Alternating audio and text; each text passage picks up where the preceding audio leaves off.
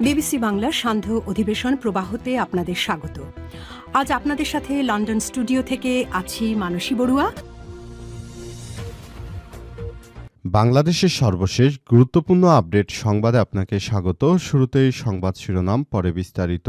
প্রথমেই জানাবো আমাদের হাতে থাকা সর্বশেষ গুরুত্বপূর্ণ সবথেকে তাজা আপডেট সংবাদ। প্রেস ক্লাবে আওয়ামীপন্থী সাংবাদিকদের শোডাউন। ফ্যাসিস্ট হাসিনা সরকারের পতনের ১.৫ বছর পর জাতীয় প্রেস ক্লাবের সামনে প্রকাশ্যে শোডাউন করেছে আওয়ামী লীগের সাংবাদিকরা। জুলাই বিপ্লবে ক্ষমতাচ্যুত হয়ে শেখ হাসিনা ভারতে পালিয়ে যাবার পর এই প্রকাশ্যে আসলো আওয়ামী লীগের নেতাকর্মীরা। বিগত ১.৫ বছরের ভিতরে আওয়ামী লীগ এতটা জোরে সোরে প্রকাশ্যে আসতে পারেনি। নির্বাচন হওয়ার মাত্র ৪ দিনের ভিতর আওয়ামী লীগ এখন সক্রিয় হয়ে উঠেছে। তারা জানিয়েছে যে কোনো মূল্যে আবারও তারা রাজনীতিতে ফিরতে চায়। তবে ব্যাপারটি নিয়ে বিএনপির পক্ষ থেকে এখনো কোনো ওভাবে মন্তব্য করা হয়নি। বিএনপির পক্ষ থেকে দাবি করা হচ্ছে যে এদেশে ফ্যাসিস্টরা রাজনীতি করতে পারবে না, কিন্তু প্রকৃতপক্ষে আসলে বিএনপির এখন পর্যন্ত কোনো অ্যাকশনে যাওয়ার চিত্র দেখা যায়নি। সারা দেশ জুড়ে আওয়ামী লীগের ব্যাপারটি নিয়ে অনেকেই দ্বিধাদ্বন্দ্বে আছে। আওয়ামী লীগকে বিএনপি প্রতিষ্ঠিত করবে নাকি করবে না সেটি এখন পর্যন্ত নিশ্চিত হওয়া যায়নি। এরপর জানাবো পাবনায় আওয়ামী লীগের কার্যালয়ে পতাকা উত্তোলন ও স্লোগান, পরদিন আগুন। পাবনা জেলা আওয়ামী লীগের পরিত্যক্ত কার্যালয়কে কেন্দ্র করে গত এক সপ্তাহে ধারাবাহিক কর্মসূচি, স্লোগান ও বিক্ষোভের ঘটনা ঘটেছে। দলীয় নেতাকর্মী ও মুক্তিযোদ্ধা পরিবারের পরিচয়ে আসা ব্যক্তিদের পতাকা উত্তোলন এবং জাতীয় সঙ্গীত পরিবেশনের ভিডিও সামাজিক যোগাযোগ মাধ্যমে ছড়িয়ে পড়েছে। এরই মধ্যে কার্যালয়ে অগ্নিসংযোগের ঘটনা ঘটে। এদিকে ইলেকশন মেকানিজমের অভিযোগ, নির্বাচন কলঙ্কিত তিলক হয়ে আছে বললেন চরমোনাই পীর। ইলেকশন মেকানিজমের অভিযোগে ত্রয়োদশ জাতীয় সংসদ নির্বাচন কলঙ্ক তিলক হয়ে আছে বলে মন্তব্য করেছে ইসলামী আন্দোলন বাংলাদেশ চরমোনাই পীর। জানাবো আইনের বাইরে গিয়ে কেউ কোনরূপ স্থাপনা নির্মাণ করতে পারবেন না বললেন গণপূর্তমন্ত্রী। গৃহায়ন গণপূর্তমন্ত্রী জাকারিয়া তাহের সুমন বলেছেন, বাংলাদেশটাকে সুন্দরভাবে গড়ে তুলতে হলে আমাদের অবশ্যই এই বিষয়গুলোকে খুবই গুরুত্ব দিয়ে দেখতে হবে। দেশটা আমাদের, সুতরাং বাংলাদেশটাকে সুন্দরভাবে গড়ে তোলা এটা আমাদের অন্যতম দায়িত্ব। এবং সর্বশেষ জানাবো বৈশ্বিক শুল্ক ১০ থেকে বাড়িয়ে ১৫% ঘোষণা করল যুক্তরাষ্ট্রের প্রেসিডেন্ট ডোনাল্ড ট্রাম্প। নতুন করে চাঞ্চল্যকর অবস্থা তৈরি, আবারও শুল্কের হার বাড়িয়ে দিল মার্কিন যুক্তরাষ্ট্র। ডোনাল্ড ট্রাম্প ঘোষণা করেছেন এখন থেকে বৈশ্বিক শুল্ক ১০ থেকে বাড়িয়ে ১৫% করা হবে। তবে বাংলাদেশের সঙ্গে যে ধরনের চুক্তি হয়েছে এই চুক্তির ভবিষ্যৎ কি এবং কিভাবে কি হবে সেসব বিষয় নিয়ে নতুন করে আবারও সমস্যা তৈরি হয়েছে। প্রিয় দর্শক, এতক্ষণ শুনছিলেন সংবাদ শিরোনাম, এবারে বিস্তারিত। তবে তার আগে বন্ধুরা অনুরোধ থাকবে এই সংবাদটিতে একটি লাইক দিন। এই চ্যানেলে আপনি নতুন হয়ে থাকলে আমাদের সংবাদটি দেখতে দেখতে চ্যানেলটি সাবস্ক্রাইব করে রাখুন। কমেন্ট করে বন্ধুরা আপনার মূল্যবান মতামত জানিয়ে দিন আপনি বিশ্বের কোন দেশ থেকে বা বাংলাদেশের কোন স্থান থেকে আমাদের সংবাদটি দেখছেন এবং শুনছেন। আর বন্ধুরা সংবাদটি আপনার সোশ্যাল মিডিয়া ফেসবুকে শেয়ার করে বন্ধুদেরও দেখার সুযোগ করে দিন। গাজা যুদ্ধে আপনি যদি নিরীহ ফিলিস্তিনিদের ভালোবেসে থাকেন কমেন্টে ইয়েস লিখে পুরো বিশ্বকে জানিয়ে দিন। এবারে বিস্তারিত।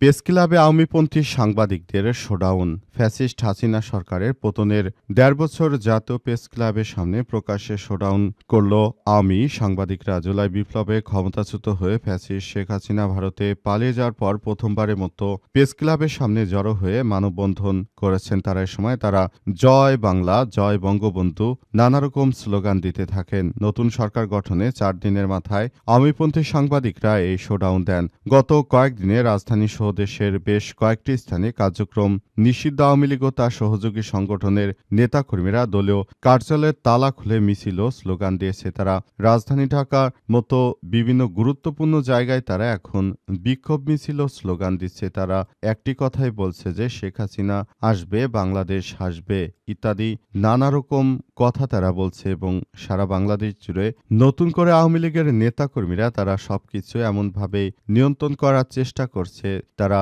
নিজেরা এখন নতুন করে একটি বাংলাদেশকে সুন্দরভাবে ডেভেলপ করার মধ্য দিয়ে বাংলাদেশটাকে আরও তারা আওয়ামীপন্থীদের দিকে এগিয়ে নিয়ে যেতে চায়, এমনটাই বলা হচ্ছে।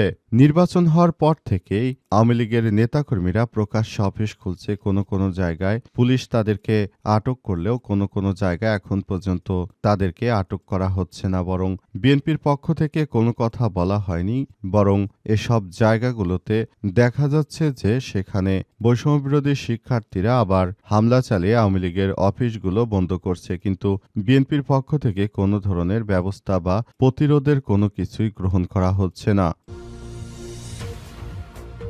পাবনায় আওয়ামী লীগের কার্যালয়ে পতাকা উত্তোলন ও স্লোগান, পরদিন আগুন। পাবনা জেলা আওয়ামী লীগের পরিত্যক্ত কার্যালয় থেকে এক সপ্তাহব্যাপী ধারাবাহিক কর্মসূচি ও স্লোগান দিয়ে আসছিল আওয়ামী লীগের নেতাকর্মীরা। পরে বিষয়টি টের পেয়ে বৈষম্যবিরোধী শিক্ষার্থী এবং বিএনপি ও এনসিপির নেতৃত্ববৃন্দরা পরে পুরো ওই আওয়ামী লীগের এলাকায় অর্থাৎ কার্যালয়ের আশপাশে তারা যায় এবং সেখানে গিয়ে মূলত আবার নতুন করে তারা তাদের কার্যক্রম শুরু করে, অর্থাৎ আগুন দিয়েছে বৈষম্যবিরোধী শিক্ষার্থীরা। তারা জানিয়েছে নিষিদ্ধ সংগঠন আওয়ামী লীগ বাংলাদেশে রাজনীতি করা তাদের কোনো অধিকার নেই, কিন্তু তাদেরকে যারা পুনর্বাসন করছে বিএনপির চাঁদাবাজ বাহিনী, তাদের উদ্দেশ্য করে বৈষম্যবিরোধী শিক্ষার্থীরা জানিয়েছে তাদের এই ধরনের কার্যক্রম বাংলাদেশে কোনোভাবেই গ্রহণযোগ্য হতে পারে না, কারণ বাংলাদেশের মানুষ কখনোই এই ধরনের কর্মকাণ্ডকে মেনে নেবে না বলে জানিয়েছে তারা আরও জানিয়েছে যে বাংলাদেশের মানুষ মনে করে যে এসব কার্যক্রম করে কোনো লাভ হবে না, এদেশে আওয়ামী লীগ ডেথ হয়ে গেছে, তারা আর কখনোই ফিরতে পারবে না। কিন্তু সারা বাংলাদেশে অসংখ্য জায়গায় আওয়ামী লীগের অনেক অফিস এখন খুলে দেওয়া হচ্ছে। এসব অফিস থেকেই মূলত আওয়ামী লীগ আবারও তাদের কার্যক্রম সক্রিয় করার চেষ্টা করছে। আওয়ামী লীগের নেতাকর্মীরা বিভিন্ন জায়গায় জায়গায় গিয়ে মূলত তারা এই কার্যক্রমগুলো চালানোর চেষ্টা করছে এবং আওয়ামী ন্যারেটিভ বিল্ড আপ করার চেষ্টা করছে। দীর্ঘ প্রায় 1.5 থেকে 2 বছর ধরে ডক্টর ইউনূস ক্ষমতায় থাকাকালীন আওয়ামী লীগের উপর ব্যাপক পরিমাণ দমন-পীড়ন চলেছে এবং এই দমন-পীড়নের মধ্য দিয়ে মূলত আওয়ামী নেতাকর্মীরা একরকম কোণঠাসা হয়ে পড়ে। এখন যখন নির্বাচন হয়ে গেল তখনই আবার আওয়ামী লীগের নেতাকর্মীরা এখন নতুন করে তারা তাদের কার্যালয়গুলো খুলে এখন নতুন করে রাজনীতিতে ফেরার চেষ্টা চালাচ্ছে। তবে তারা কতটা সফল হবে সেটি সময় বলে দেবে।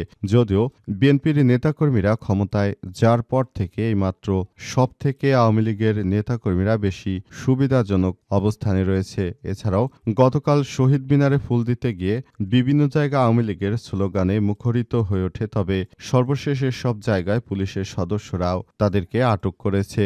তবে অনেকের মনে প্রশ্ন, যদি বিএনপি আওয়ামী লীগকে পুনর্বাসন করবে তাহলে তাদের নেতাকর্মীদেরকে এভাবে গ্রেপ্তার করছে না কেন? এই বিষয়গুলোকে খুবই গুরুত্ব সহকারে দেখার জন্য নির্দেশনা দেওয়া হয়েছে, কিন্তু আসলে প্রকৃতপক্ষে মূল বিষয়গুলো কিভাবে ঘটছে সেটি কেউই সেভাবে বলতে পারছে না।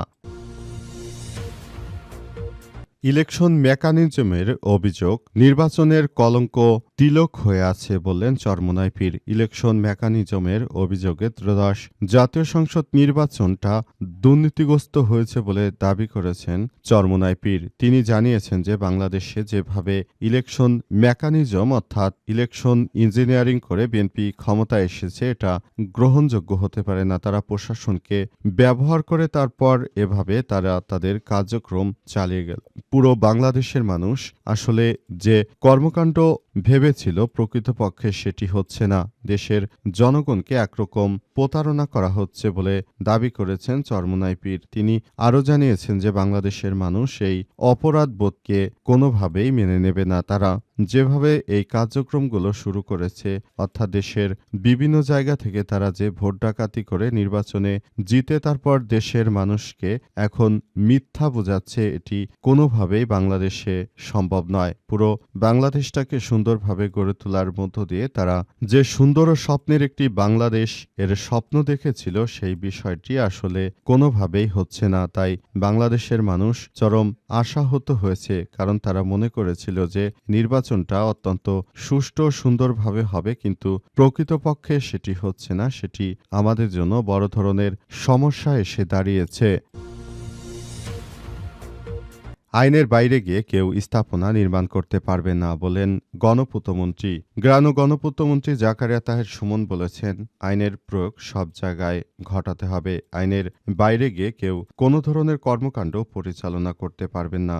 যদি কেউ কোনো কিছু করতে চান সেটি তাকে অবশ্যই আইন মেনে তারপর করতে হবে। দেশের জনগণ এখন অনেক বেশি সচেষ্ট এবং তারা সতর্ক অবস্থানে রয়েছে। কেউ যদি তাদের উপর এই ধরনের অনাকাঙ্ক্ষিত কোনো ঘটনা ঘটাতে চায় সেটি অত্যন্ত দুঃখজনক হবে বলে জানিয়েছেন তিনি, এবং তিনি জানিয়েছেন যে দেশের মানুষকে সচেতন করা আমরা অত্যাবশ্যক দায়িত্ব হিসেবে মনে করি। সেজন্য ইতিমধ্যেই আমরা এই কার্যক্রমগুলো চালিয়ে যেতে চাই। অন্তর্বর্তীকালীন সরকারের প্রধান উপদেষ্টা প্রফেসর ডক্টর মোহাম্মদ ইউনূসের সরকার ক্ষমতায় থাকতে যে নতুন বাংলাদেশের ঘোষণা দিয়েছিলেন, সেই বাংলাদেশটাকে সুন্দরভাবে গড়ে তুলতে হলে অবশ্যই আমাদেরকে নানাভাবে কাজ করতে হবে বলে জানিয়েছে তারা। সেজন্য ইতিমধ্যেই তারা এই কার্যক্রমগুলো সেভাবে চালিয়ে নেওয়ার চেষ্টা চালিয়ে যাচ্ছে। তবে অন্তর্বর্তীকালীন সরকারের প্রধান উপদেষ্টা প্রফেসর ডক্টর মোহাম্মদ ইউনূসের সরকারের এই মেয়াদে আসলে বাংলাদেশটা অতটা ডেভেলপিং হয়নি যতটা হওয়ার কথা ছিল। প্রকৃতপক্ষে আগামীতে বাংলাদেশ কোন দিকে যাবে সেই বিষয়টি বিএনপি নির্ধারণ করবে বলে জানিয়েছেন তিনি। সেজন্য সবাইকে নিয়ে তিনি নতুন বাংলাদেশ গড়ে তোলার যে স্বপ্ন দেখার আহ্বান জানিয়েছিলেন, সেই স্বপ্নকে বাস্তবায়ন করতে হলে বিএনপি তারেক রহমান যে প্রতিশ্রুতি দিয়েছিলেন ডক্টর ইউনূসকে, সেই প্রতিশ্রুতিগুলো তাদেরকে অবশ্যই মেনে নেওয়া উচিত। তা না হলে দেশের জনগণ কখনোই বিএনপিকে ভালো কোনো কিছু উপহার দিতে পারবে না। সেটি তাদের জন্য খুবই খারাপ একটি বিষয় হয়ে যে কোনো সময় দাঁড়াতে পারে, এমনটাই মনে করা হচ্ছে। তবে শেষ পর্যন্ত আসলে বিষয়টি কোন দিকে যায়, আসলে বাংলাদেশটা কোন দিকে এগিয়ে যায় সেই বিষয়টি জানা অত্যন্ত জরুরি একটি ব্যাপার হয়ে দাঁড়িয়েছে।